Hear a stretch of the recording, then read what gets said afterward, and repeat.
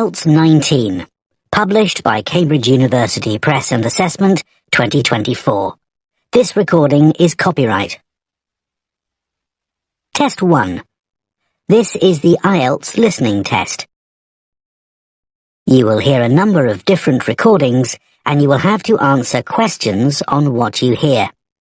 There will be time for you to read the instructions and questions and you will have a chance to check your work. All the recordings will be played once only. The test is in 4 parts. At the end of the test, you will be given 10 minutes to transfer your answers to an answer sheet. Now turn to Part 1.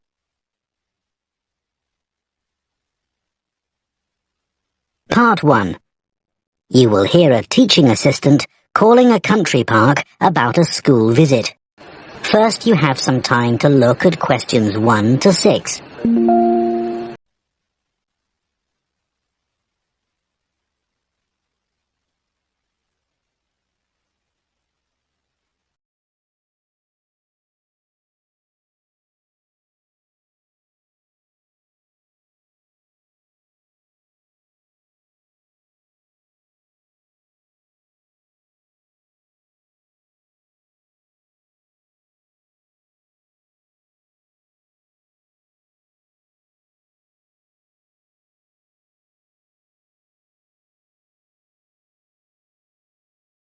Two of our classes.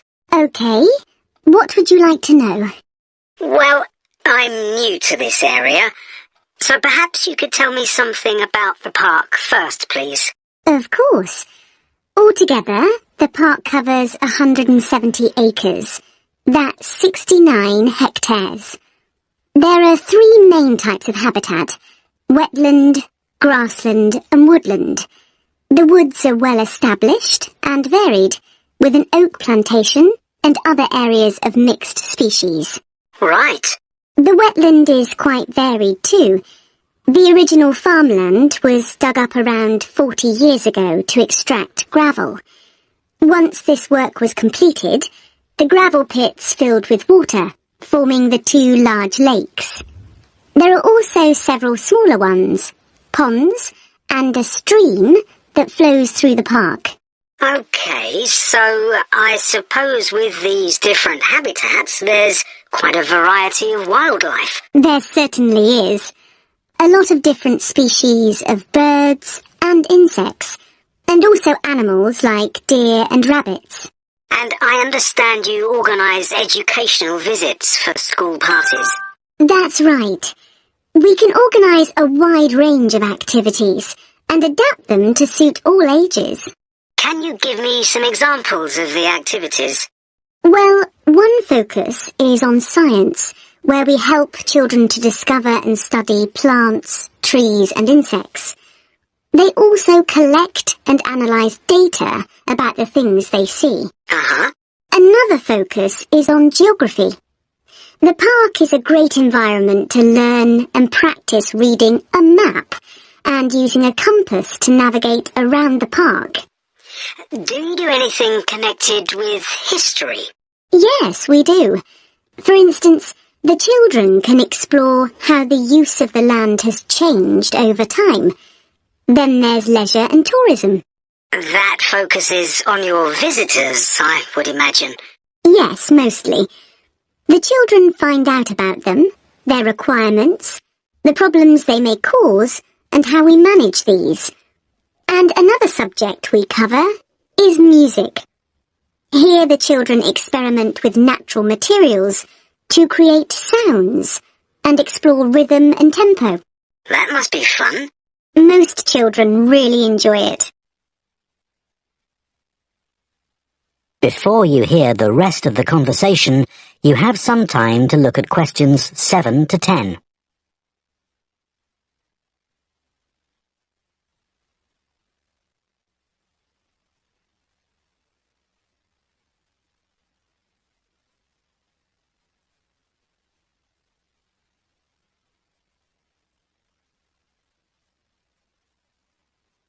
Now listen and answer questions 7 to 10.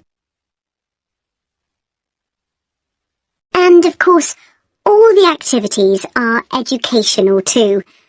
Learning outside the classroom encourages children to be creative and to explore and discover for themselves.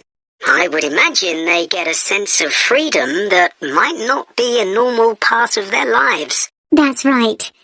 And very often, the children discover that they can do things they didn't know they could do, and they develop new skills. This gives them greater self-confidence. It sounds great. So, what about the practical side of it? How much does it cost for a full-day visit? We would expect to bring between 30 and 40 children. If there are over 30, it costs £4.95 for each child who attends on the day. We invoice you afterwards, so you don't pay for children who can't come because of sickness, for example. There's no charge for leaders and other adults, as many as you want to bring. That sounds very fair. Well, thanks for all the information. I'll need to discuss it with my colleagues, and I hope to get back to you soon to make a booking. We'll look forward to hearing from you. Goodbye. Goodbye, and thank you. That is the end of Part 1. You now have 1 minute to check your answers to Part 1.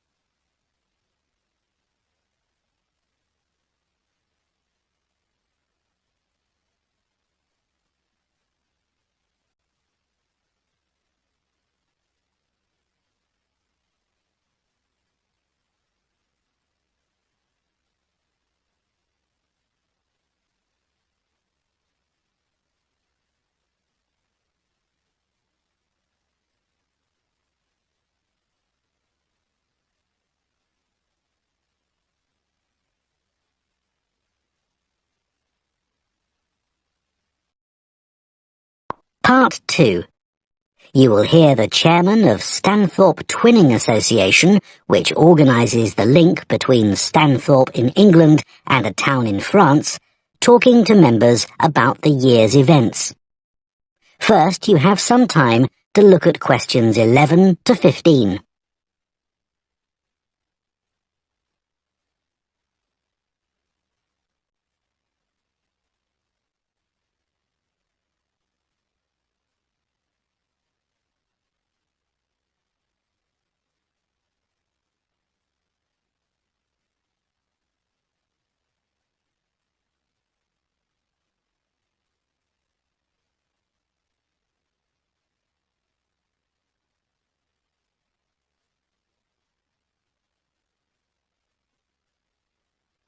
Now listen carefully and answer questions 11 to 15. It's great to see so many members of the Twinning Association here tonight. Since the twinning link between our two towns, Stanthorpe here in England and Malat in France, was established, the relationship between the towns has gone from strength to strength. Last month, 25 members of the association from Stanthorpe spent a weekend in Malat. Our hosts had arranged a great programme. We learned how cheese is produced in the region and had the chance to taste the products. The theme park trip had to be cancelled, but we all had a great time on the final boat trip down the river. That was the real highlight. This is a special year for the association because it's 25 years since we were founded. In Malat, they're planning to mark this by building a footbridge in the municipal park. We've been discussing what to do here, and we've decided to plant a poplar tree in the museum gardens. We considered buying a garden seat to put there, but the authorities weren't happy with that idea.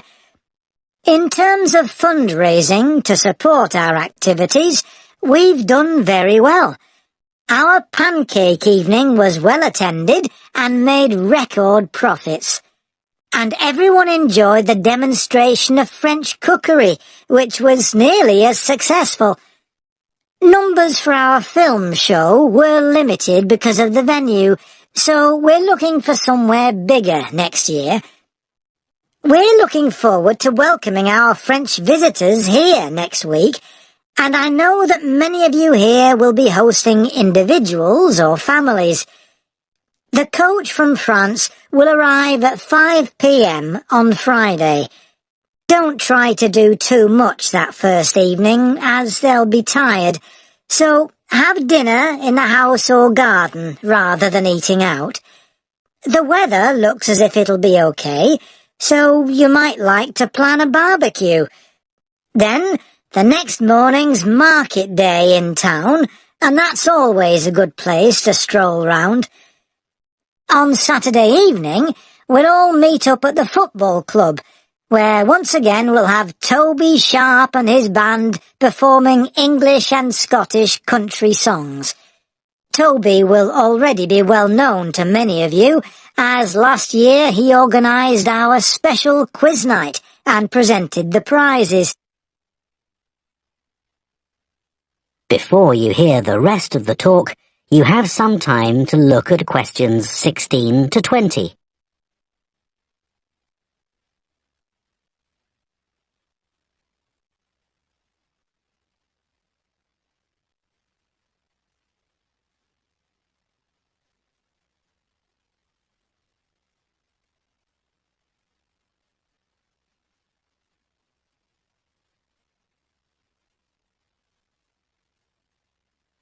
Now listen and answer questions 16 to 20.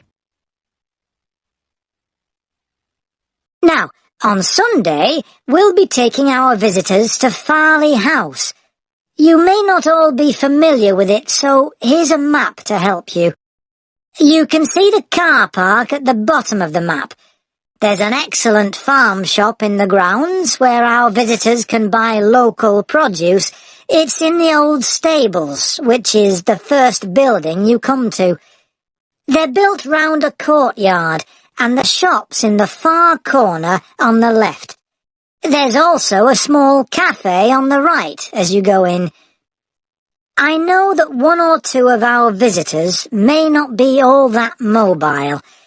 The main entrance to the house has a lot of steps, so you might want to use the disabled entry.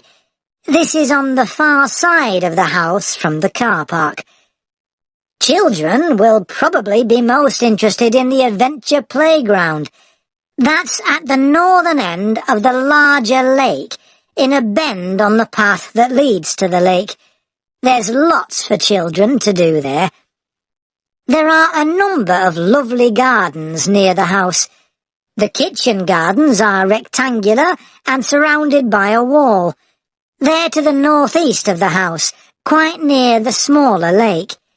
They're still in use and have a great collection of fruit and vegetables. The Temple of the Four Winds is a bit more of a walk, but it's worth it. Take the path from the car park and go past the western sides of the stables and the house. Then, when the path forks, take the right-hand path. Go up there with the woods on your left, and the temple is right at the end. There are great views over the whole area. Okay, so That is the end of part 2. You now have 30 seconds to check your answers to part 2.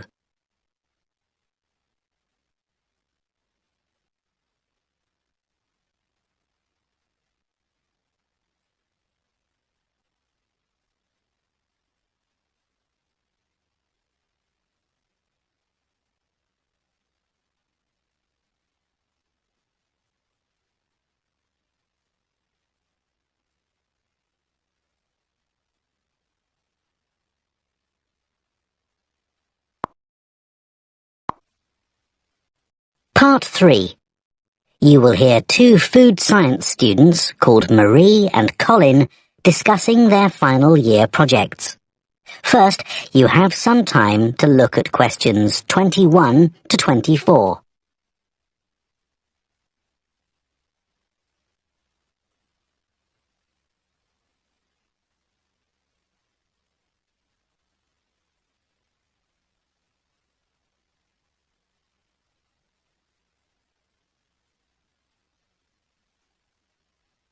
Now listen carefully and answer questions 21 to 24. I haven't seen you for a bit, Marie. No, I've been busy with my project. You're making a vegan alternative to eggs, aren't you? Something that doesn't use animal products. Yes, I'm using chickpeas.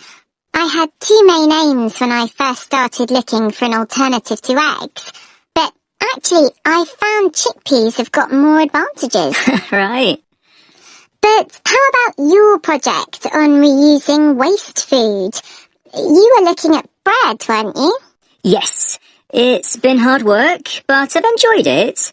The basic process was quite straightforward, breaking the stale bread down to a paste, then reforming it. But you were using 3D printing, weren't you, to make the paste into biscuits? Yeah, I'd used that before, but in this project I had time to play around with different patterns for the biscuits and finding how I could add fruit and vegetables to make them a more appetizing colour, and I was really pleased with what I managed to produce. It must have been a great feeling to make something appetizing out of bits of old bread that would have been thrown away otherwise. It was. And I'm hoping that some of the restaurants in town will be interested in the biscuits. I'm going to send them some samples. I came across something on the internet yesterday that might interest you. It was a company that's developed touch-sensitive sensors for food labels. It's a special sort of label on the food package. When the label's smooth, the food is fresh. And then when you can feel bumps on the label, that means the food's gone bad. It started off as a project to help visually impaired people know whether food was fit to eat or not. Interesting. So, just solid food? No, things like milk and juice as well. But actually, I thought it might be really good for drug storage in hospitals and pharmacies. Right.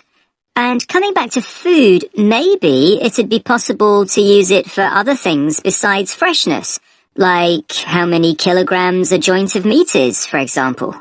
Yes, there's all sorts of possibilities. Before you hear the rest of the discussion, you have some time to look at questions 25 to 30.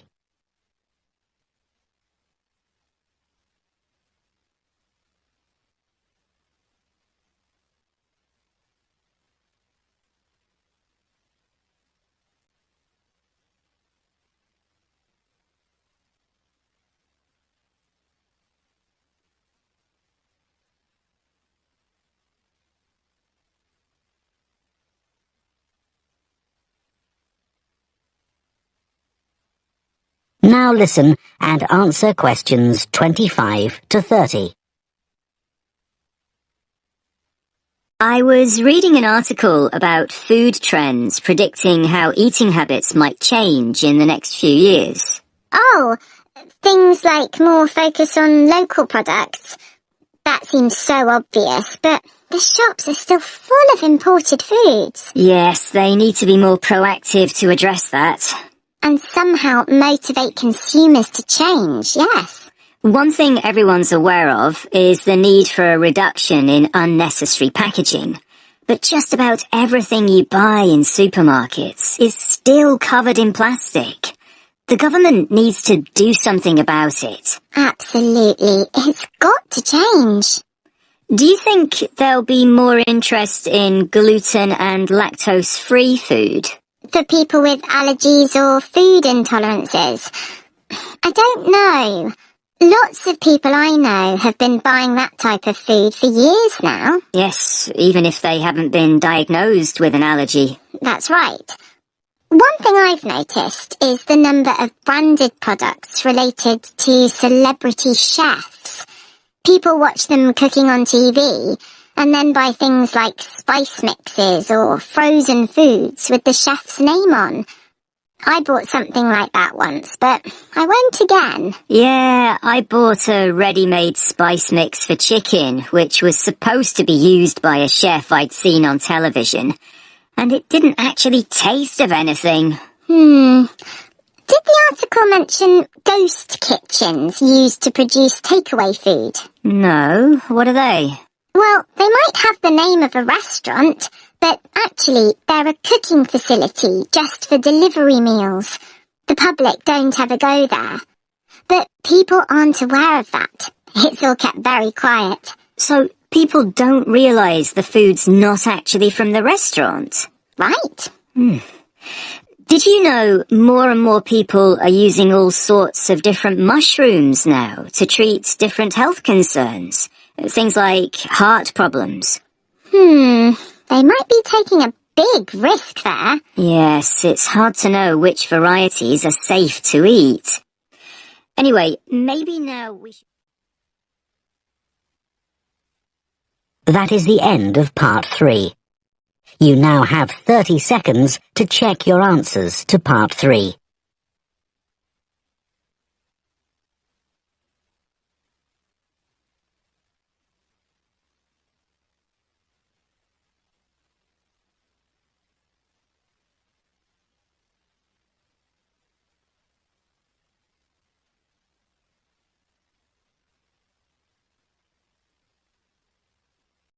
Part 4.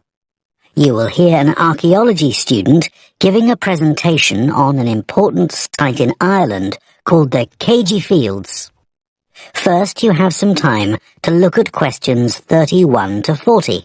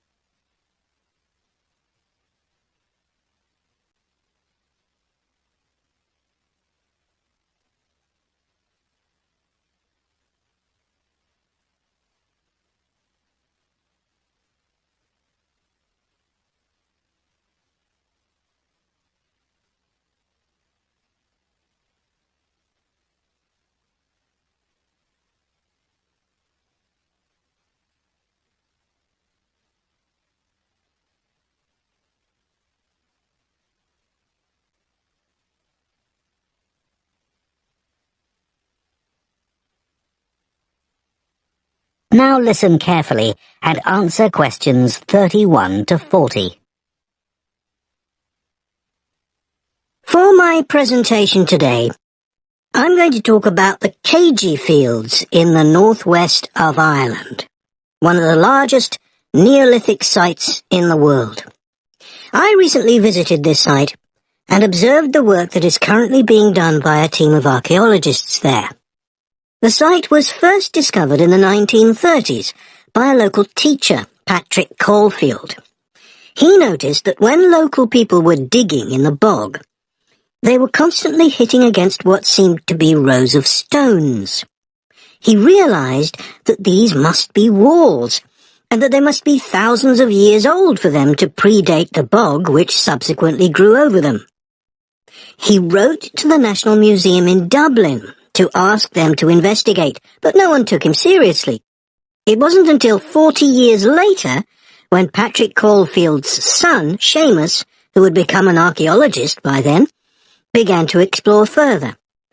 He inserted iron probes into the bog to map the formation of the stones, a traditional method which local people had always used for finding fuel buried in the bog for thousands of years.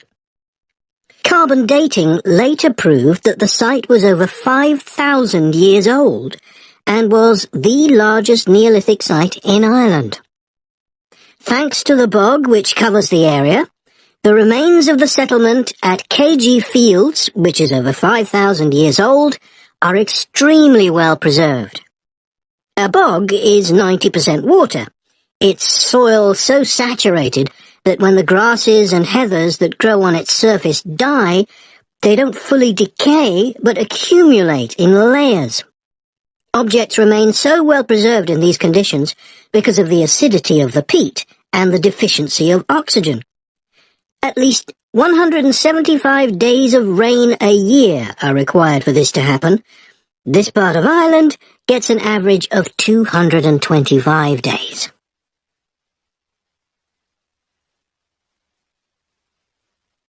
The Neolithic farmers at KG would have enjoyed several centuries of relative peace and stability.